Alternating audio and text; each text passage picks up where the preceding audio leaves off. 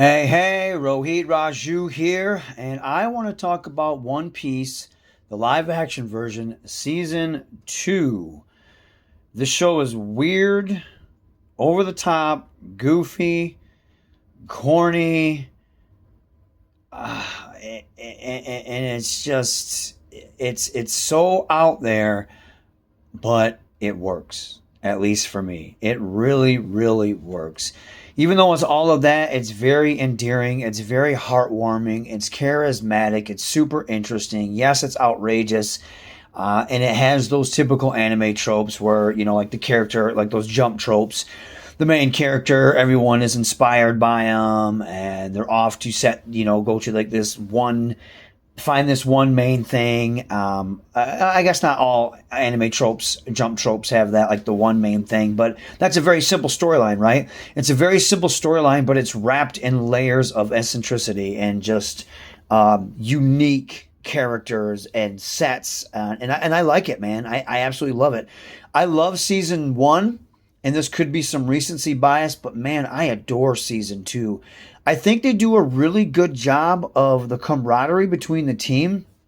Everyone feels like they're friends, like they care for each other. I just find that very well done. I care about the characters.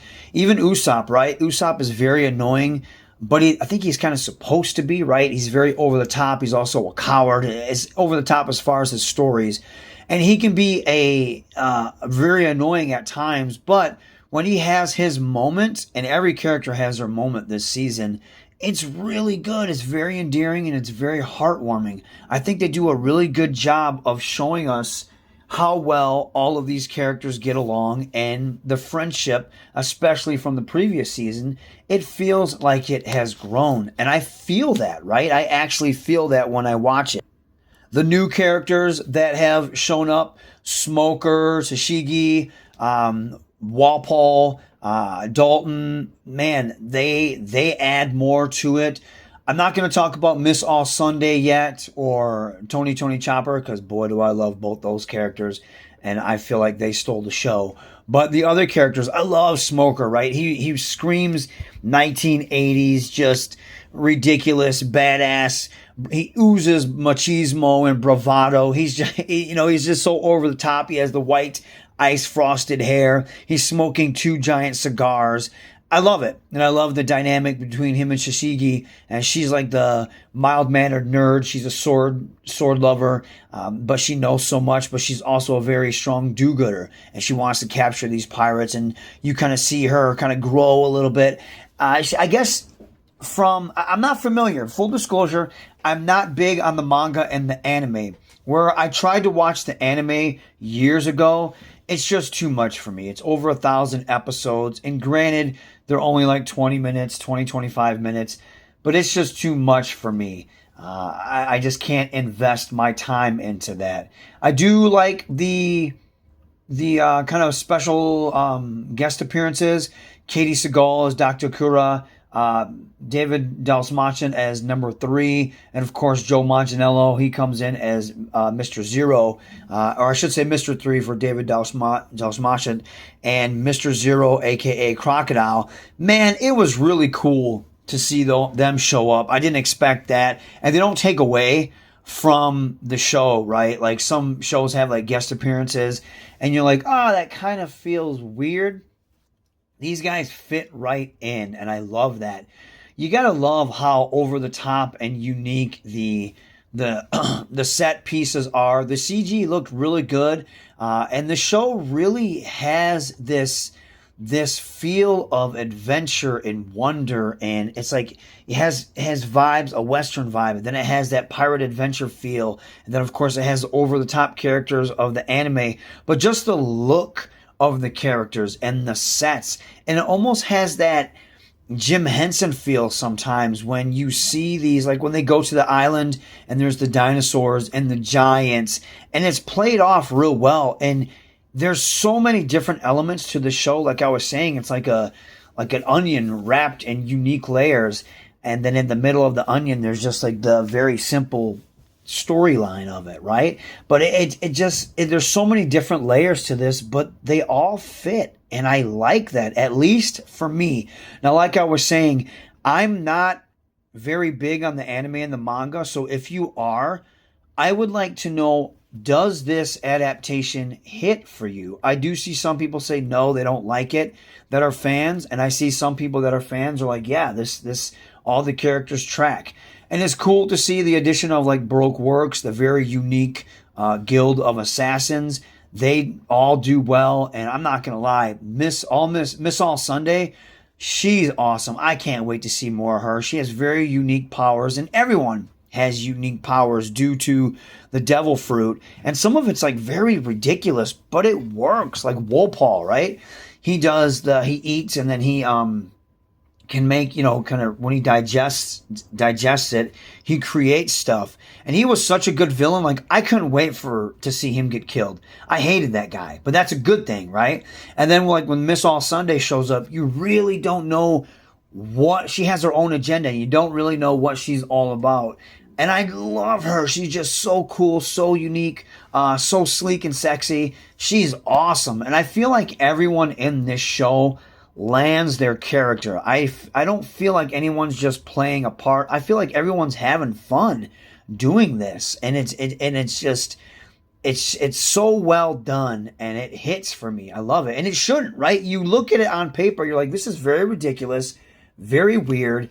It seems like it could be very annoying and obnoxious, but man, the heartwarming, the endearing moments, they hit. And the moments of camaraderie when people want to join Monkey D. Luffy and they're inspired by him, that just works. Now, there are some times where I feel like they're trying to get too emotional or they'll have too many of the epic speeches, but that's here nor there. Normally, it works very well for me. I love most fight scenes work. Anything with Zoro works. And it's cool to see the actor, he got really jacked.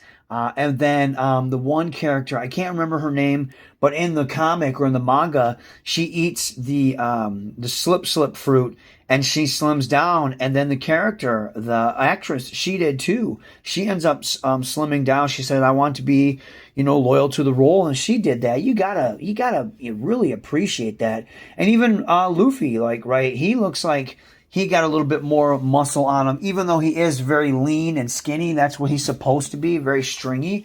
But he's got a little muscle tone. And then Zoro, he got jacked, right? He got much bigger.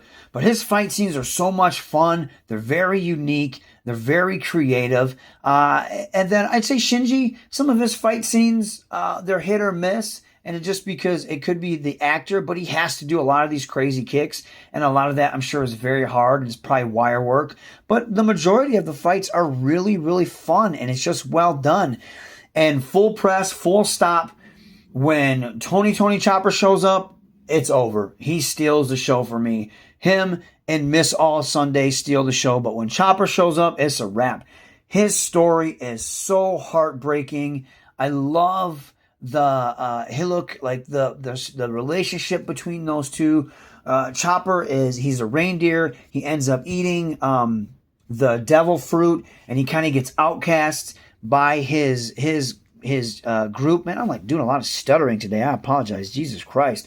But he's an outcast. He gets outcast by his reindeer group because now he's too human, and the doctor finds him and helps him out, and they have this really great relationship, and it ends up being very tragic, and it feels like he's alone, and he's not heard, and he's misjudged.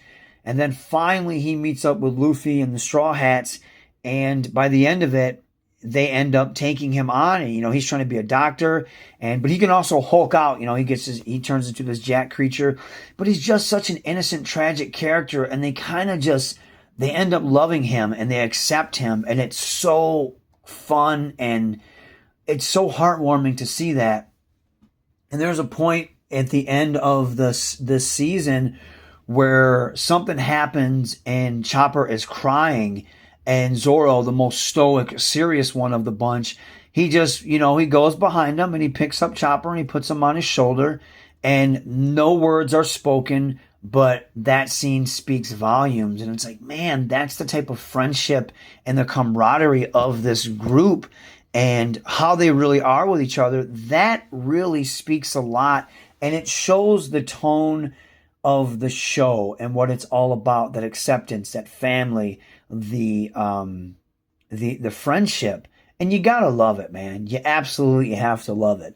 Now, I know they're cramming a lot. I know there's a lot of stuff they probably missed from the anime and the manga. They're not going to be able to do. They're probably going to be fast tracking a lot of stories, and it kind of sucks, right? You know, I'm sure fans of the anime and the manga are like, man, I wish they probably could have took a little bit longer with this story or these characters or this part of the show.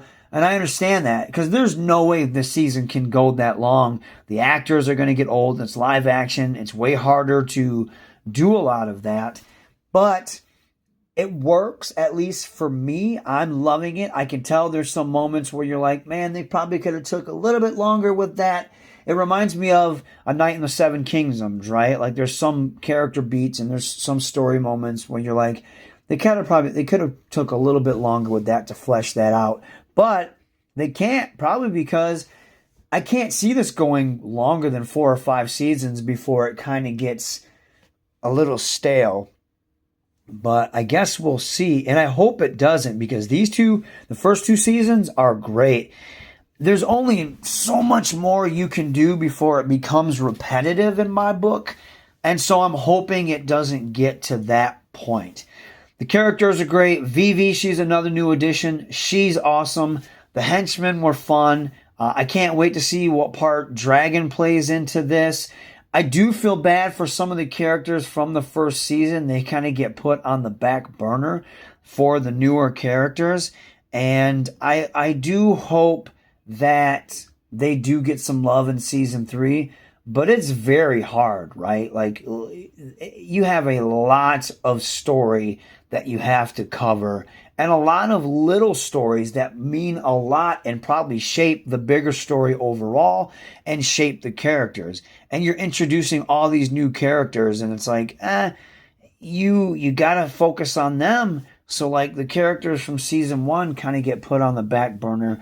And I know that probably sucks. That probably sucks as an actor and as a fan of these characters. That probably really sucks. So I can see that. But they only have so much time, and they can only do so much.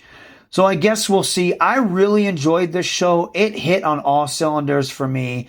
I just love... I didn't even think I would, right? Because I remember watching... I never got into the anime, and I tried, but it never really appealed to me. The art style, the characters, the way they looked, I'm just like, this seems like Luffy is going to be really obnoxious.